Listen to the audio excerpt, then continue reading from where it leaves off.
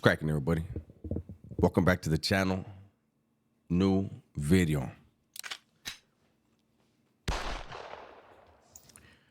Today I want to talk about one of the worst things about prison. If you go through a lot of my prison videos, you'll recognize this is one of the themes through a lot of the videos.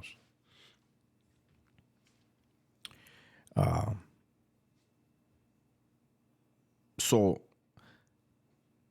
one of the worst things about prison, period, is you have to be able to detach. Throughout your time in prison, based on how much time you're doing, you're going to encounter thousands and thousands of individuals, homies, right? People within your faction. And you're gonna meet dudes that you're gonna hit it off with. You're gonna meet dudes that you can't stand. As far as the raza from Southern California, whether you hit it off with them or you can't stand them, you still have to coexist and function side by side, because you as an individual, you don't matter. You as an individual, you are a part of something so much bigger than you. You're interchangeable. You're expendable, right? As long as you know that, things can be easier for you. It's those that think they're bigger than what they are that run into conflicts and problems. But getting back to what I was saying, if you really think about it, prison truly is the loneliest place you can find yourself. As I said, you're going to run into people, and no matter how cool they are, no matter how close you get, you don't know what's in store for him. You don't even know what's in store for you. You know that you can do the things necessary to not just survive, but thrive in that environment. But there are always those around you that may not like to see you elevate, prosper, and the politicking gets involved. And for those who are too open and thinking that the relationships that they are forming in there are actually truly friendships, those are the guys that find themselves dirty politics a lot faster.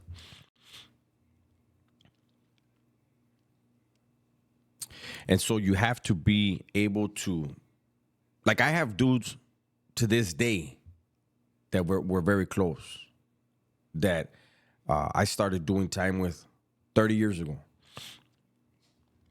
That's rare. You know, because as I said, the way the politics are, especially raza from Southern California, I don't think anybody understands just how political your every day is.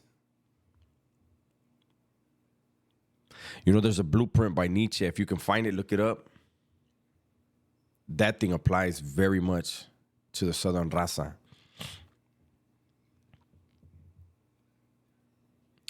And I had that. I had a lot of different philosophy, aphorisms. I had certain aphorisms posted on my wall. I had lists of aphorisms. It was important. Your mind was the most powerful weapon you have in there, right? But I want to give you an example. And I have to be very careful, right?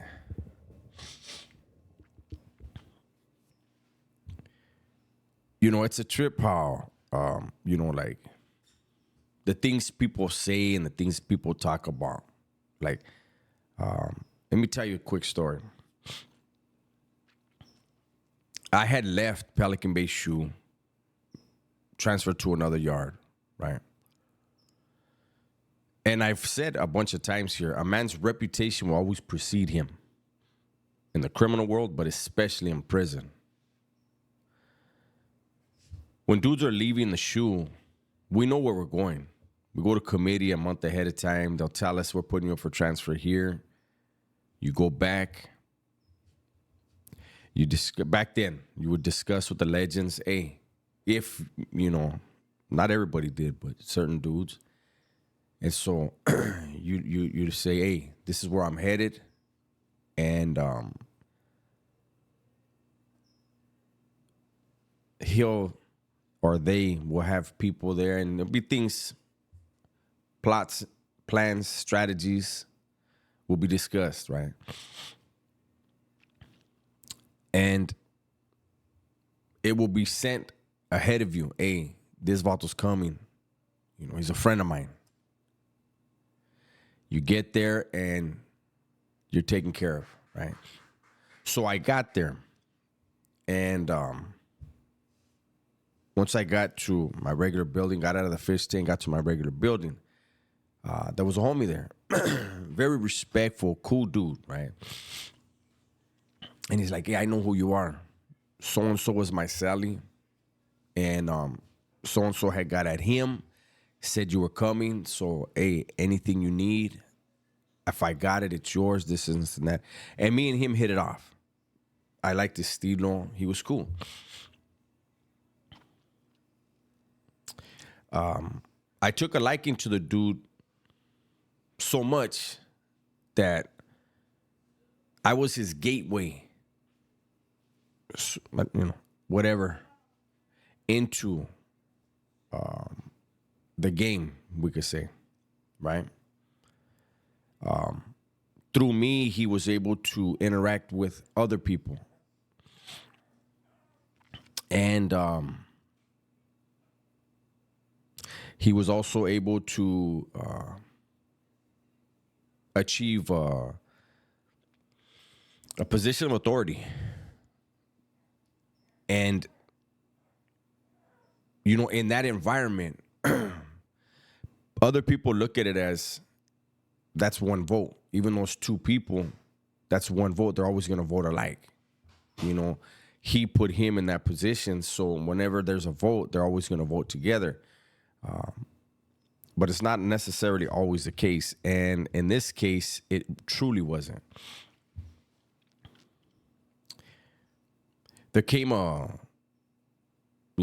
things started happening, and people were saying things, and the politicking starts because, as I said, in prison, there will be people who want to be in a certain position,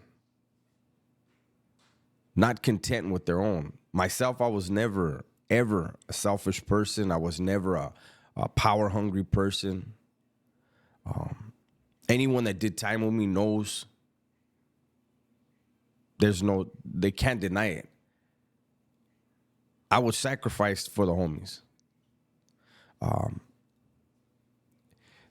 The way I was schooled is the pad has to be secure. Fuck yourself.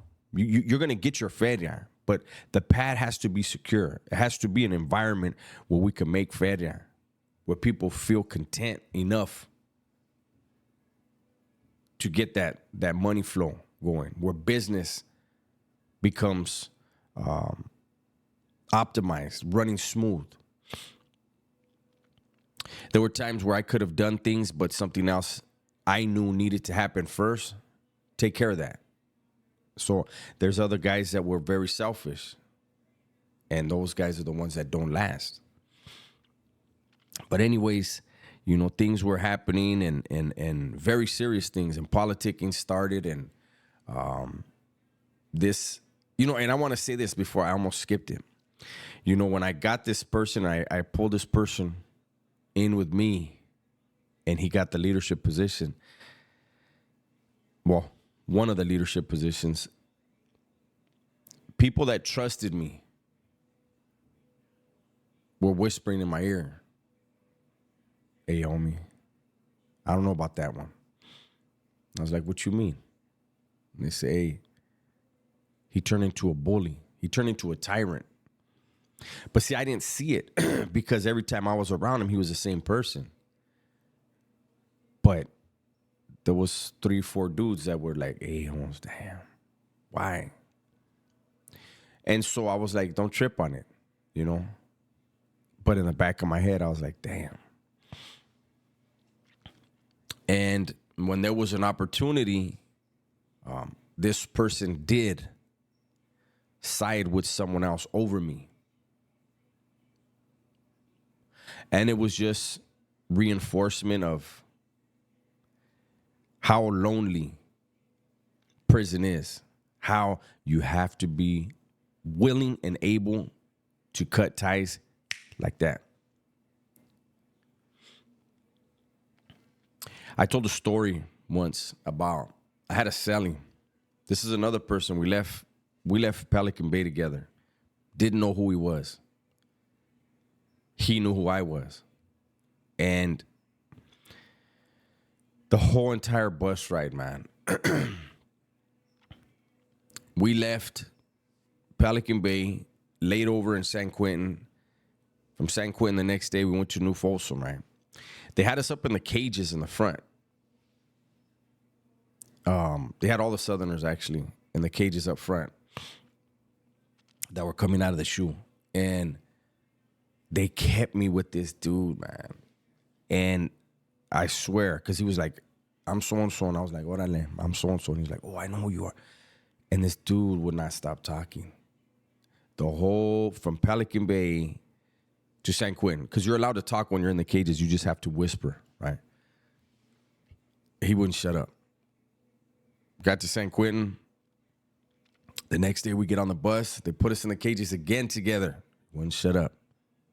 First 3 days in the cell, he wouldn't shut up.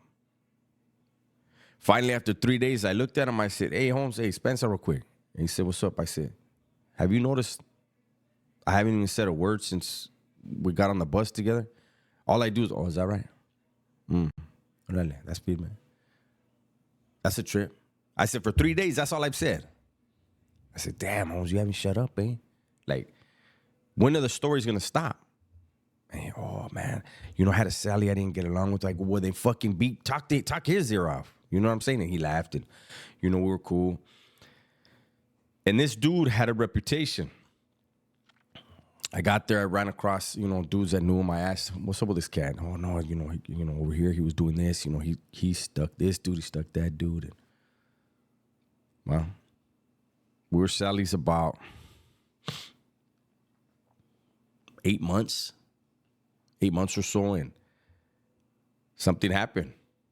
And he got snatched up at committee. And he wound up piecing up in that state, right? And I go to yard. Remember, I've told the story. I was yard crew in New Folsom. I go to yard, and lo and behold, as Johnny was saying, I hear Vatos. That Vato, eh? I always knew there was something wrong with that Vato, this and that. And I stood there. And I listened for about 10 minutes. And these 3 dudes were, hey, that fucking Vato, Holmes. I knew it, Holmes. I wanted to whack him, this and this and that. That Vato's a bitch. Once I heard that, I was like, hey, Holmes. And they looked at me like, oh, fuck. I said, he was here. And I actually saw him lightweight check you, like all 3 of you. And I feel like you Vatos are talking from a place of hate, eh? Because it looks bad that the Vato was here and got crazy with you and you accepted it. But now that he's gone, he's a bitch, and you're having a conversation about him that's irrelevant and is a very bad reflection on you. That's how prison gets. You know, but like I was saying, you know, this dude was my cellie for almost a year or around a year. This dude had put in a gang of work. It was verified. Something happened. They snatched him up, and then he did what he did in that state. And I told the homies that day that we're talking. I said, look, Holmes, if I run into the Vato, I'll whack him. But all this talk, I said, he ain't a bitch. He wasn't a bitch when he was here. He put in a gang of work. I haven't heard any work you put in. Just be careful.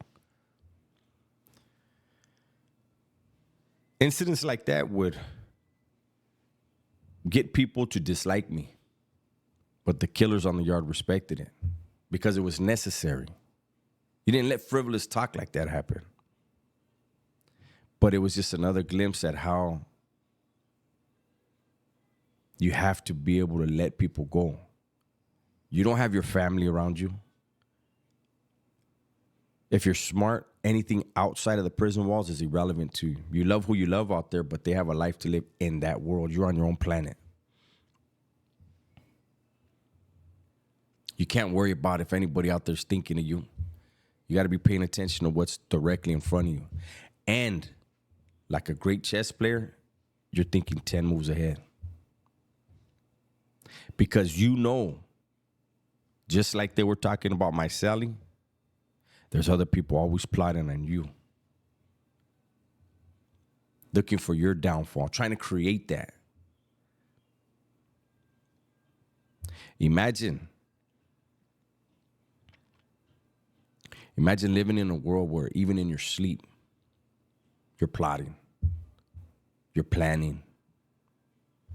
You're trying to come up with money moves, money schemes. You're trying to plant seeds because you know you're going to go back to the oil. And you're trying to keep your own camaradas off of you. You're paying attention. I was just talking to somebody yesterday. We were talking, and I was paying attention to the conversation as well as something else. And this person said, hey, it's a trip that you're able to do that. And I said, listen, when I was in prison, I would be having a entire conversation with somebody right here. But the whole time, I'm really listening to the dude behind me. Because even though we run together, that is a threat to me. He has identified me as a threat to him for whatever reason. And so I spotted it, and I'm listening. That's the way prison is. If you can't do that, stay your ass out of prison. Don't be caught up in myths of carnalismo and camaraderie, and let's keep it real. It's tragedy in there. It's misery. It's hatred. And I've said it before, and I will always say this. If you don't have it 100%, if you only have it 99.999999 infinity percent